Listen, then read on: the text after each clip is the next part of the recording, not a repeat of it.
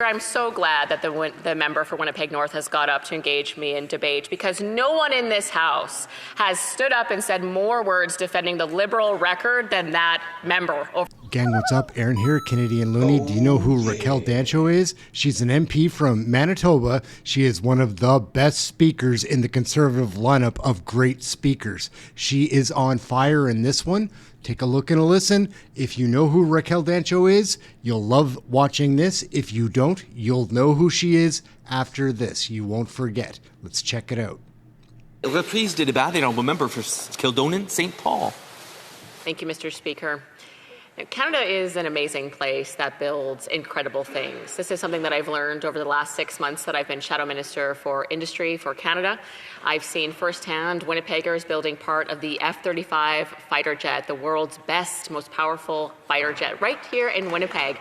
It's incredible what Winnipeggers are building. And then here in Ottawa, I have seen at Mission Control, a company here that's building a lunar rover. We have people in Ottawa who are building something that's going to traverse the lunar landscape and send information back to Canada. It is incredible what Canadians are building today and what they have built in history and what they will surely build into the future. In fact, I feel very hopeful about the future, especially when you consider how much natural resources this country has, how hardworking our people are, how educated our people are. There's so much to be hopeful for.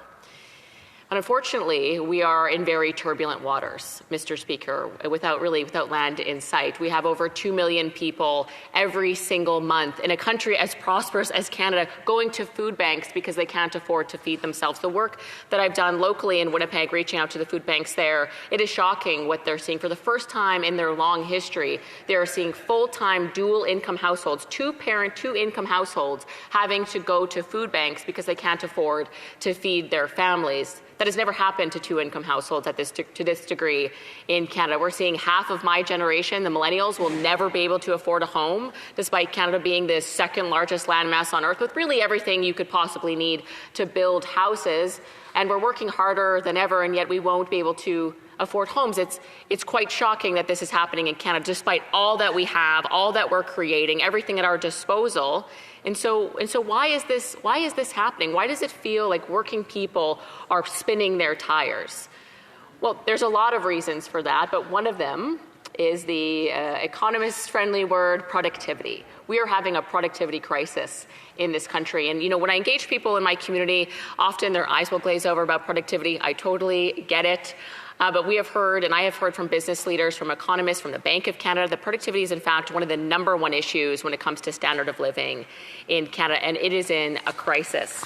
In fact, Tiff Macklem, the governor of the Bank of Canada, just said last month, he said, quote, "What's most concerning is that unless we change something, our standard of living as a country, as Canadians, is going to be lower than it otherwise would have been." And when he was talking at the press conference giving this update about the Canadian economy, he went like this. He said the standard of living was going to be like this, now it's going to be like this. So we're going to be poorer out of the mouth of the Bank of Canada governor. He's telling Canadians, and parliamentarians should all be very concerned about this, that we're going to be poorer as a country if we keep going down this trajectory. And of course, there's world factors in that, like the trade war, but many of these issues existed long before Trump 2.0 ever came along, Mr. Speaker. And of course, we saw this a year and a half ago in March 2024, also from the Bank of Canada. Senior Deputy Governor Carolyn Rogers said about productivity, "It's an emergency. It's time to break the glass. It's time to sound the fire alarm. It's time to evacuate because the productivity is so bad."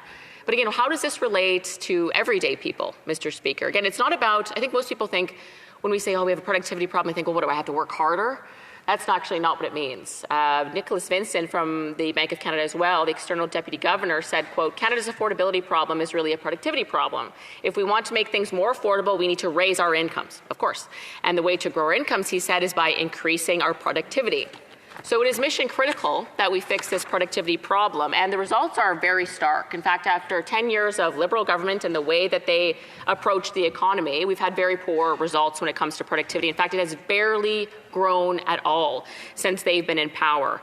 And when we often compete with the U.S., obviously they're our biggest buyer for our trade, but they're also our biggest competitor when it comes to businesses selecting where they're going to build factories, where they're going to hire more workers, where they're going to innovate. They're our biggest competitor, and they're, in fact, our productivity is, in fact, 30% lower than the US. And in fact, in real US manufacturing, the construction investment has been up over 300% since 2008, and Canada's has been flat since that time. So we're competing against a country that is investing 300% more in real manufacturing than us. And in fact, US firms invest triple what Canadian firms do. So a Canadian firm will be investing about $4,100 per worker annually in our workforce. And the US is investing over $12,800 per worker annually. So for people to understand, let's say you work at an office and everyone works on their computers.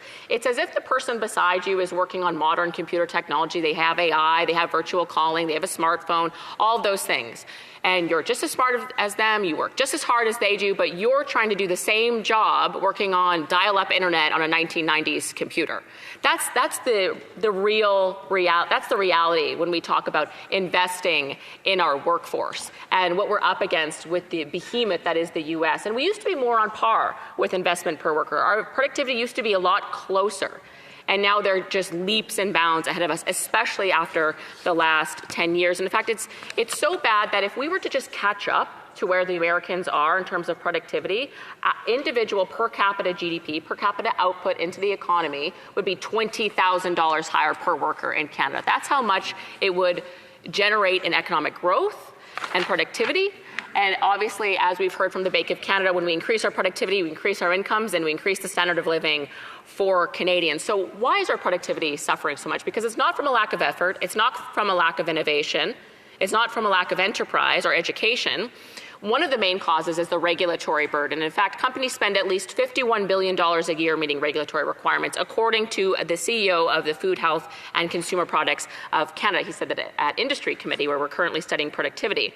And the Business Council of Canada said, quote, businesses across every sector from natural resources to housing to finance rank regulation as the single biggest barrier to new investment in Canada. So regulation is a big, big factor of why we're not producing as efficiently as other countries, predominantly the United States, our largest competitor. And again, why is this? Well, we've seen the results over the last 10 years. As I've said, under Liberal governance, the country's productivity has been relatively flat. So it's basically, if you think of Canada as one worker, you know, over time we work hard, our wages, we hope, go up. That's mostly the career trajectory of your average working Canadian. So it's as if Canada, or as a worker, has not got a raise, has not improved their productivity, has not gotten more experience, has not created more value somehow since 2014.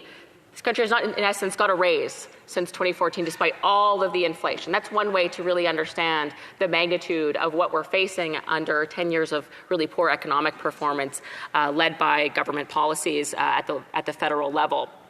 And so we see things like, infamously, the Liberals' Bill C-69, I think, really shows what this government is about. They have made it incredibly hard to build large projects. In fact, they've denied this for a long time. We've been banging this Bill C-69 drum, but it was really proved in large measure by the new Liberal leader, the new Prime Minister of Canada, under the same, governing the same bunch of Liberals who've been voting on these policies for over a decade, because he made a new level of bureaucracy to just go over top the disaster of a mountain of bureaucracy they've created that made it very difficult to be successful in this country as a large creator of a manufacturing or resource development. So they just built a new layer of bureaucracy on top, and they're going to pick which special companies get to go ahead and skip all those regulatory burdens that they've created that all the other companies are going to have to go over. So that's just one example. They also have the industrial carbon tax, of course, that increases the price of energy on Canada's largest manufacturers. It's more expensive to make steel here because of something like the industrial carbon tax. Again, our taxes need to be competitive. Our regulatory environment needs to be that when a business is looking, like an auto sector business is saying, we could expand in Canada or we can expand in the US. Where are we going to go? Where we're going to go where the best bottom line is for us. And so they're going to look at where they can get the fastest permits, where there's the least regulatory hurdles, where they can make the most profit so they can hire more people and invest in more technology to be more efficient and have more output. And time again, long before Trump 2.0 came along, businesses were upping and leaving for the US, or they were expanding rather than here, they were expanding down there. And now that Trump 2.0 has came along, it's exacerbated all of this mess that the Liberals have created over a decade, impacting the cost of living. So really, when we're looking at this, we saw in the last election, the Prime Minister and the Liberal leader said he was going to really be the one to change this, and that he was going to bring forward a transformational budget. And in fact, we've seen that that's not really the case. They've made a few tweaks around the margins. They've finally, after a decade, said that productivity is a problem and we want to work on the economy. Thank God. But they've only made a few tweaks around the margins. The only party, Mr. Speaker, that's really going to make the transformation to the regulatory and taxation burden we have in this country so that Canada can have a better standard of living is the people that have been saying the same thing about this for 10 years, and that's a Conservative majority government in this country. That's what we need to transform the economy and increase the standard of living and the opportunities for Canadians, Mr. Speaker. Thank you. Then comments. Question and commentary. The Honourable Parliamentary Secretary to the Government House Leader. Yes, thank you, Mr. Speaker. If you were to compare the two previous administrations, Justin Trudeau to Stephen Harper, based on what the member was saying, Justin Trudeau created double the number of jobs as Stephen Harper did in a shorter period of time of governance. So we're talking 1 million versus 2 million. Now, if you since we've had the new government, we have a Prime Minister that has negotiated with the provinces, Indigenous leaders, building a one Canada economy. At the same time, Mr. Speaker, ensuring that we get the best deal for Canada and Canadians with respect to the Americans deal. And, Mr. Speaker, we have a Prime Minister that is traveling the world increasing exports, getting hundreds of millions of dollars of commitments coming into Canada, whether it's China, Korea, Philippines, India, the Emirates, England. We have legislation on England. I'm wondering if she... I have to give time to the member to respond. The honourable member for Kildonan St. Paul. Mr. Speaker, I'm so glad that the member for Winnipeg North has got up to engage me in debate, because no one in this House has stood up and said more words defending the Liberal record than that member over the last decade. No one has defended their productivity decline in this country. No one has defended the policies that have impoverished Canadians, that have sent businesses south, more than that member. So I certainly won't take any lessons from him about economics, since he, more than anybody else, has stood here. We've had to listen to him for a decade defending their record, and their record has been 2 million people going to food banks and thousands of manufacturing jobs going south. Questions and comments. Question and commentary. The honourable member for Yorkton Melville. And I definitely appreciate what my colleague has brought to the floor today. Yesterday, we were fighting in this place for Canadians' jobs, and she's talking about productivity, while the other side of the floor said, well, we're investing in them in the meantime. In other words, they are giving the handouts. And we heard over and over again, Canadians don't want handouts, they want their jobs. They don't want them feeding their children, they want to be able to feed their children themselves. So how does that fit into this situation? Member for Kildonan St. Paul. I thank the member for the question. I think she's hitting on something really important about how Liberals versus Conservatives would be approaching this situation. So Liberals look at the economy like it's some big switchboard that they get to control, and if they just turn this knob and pick this industry and dump billions of taxpayer dollars here, maybe here, but not over here, that they'll create this prosperous environment. And as I outlined, and as many economists have outlined, their approach to the economy does not work, and we've just seen more of the same in that, just a little bit of lip service towards productivity and a few tweaks around the margins for the business sector.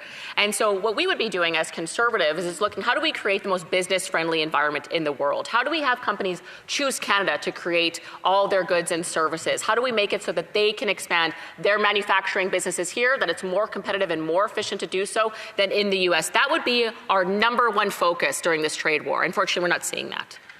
Questions and comments. Question and commentary. The Honourable Member for Rivière-des-Mille. Thank you very much, Mr. Speaker.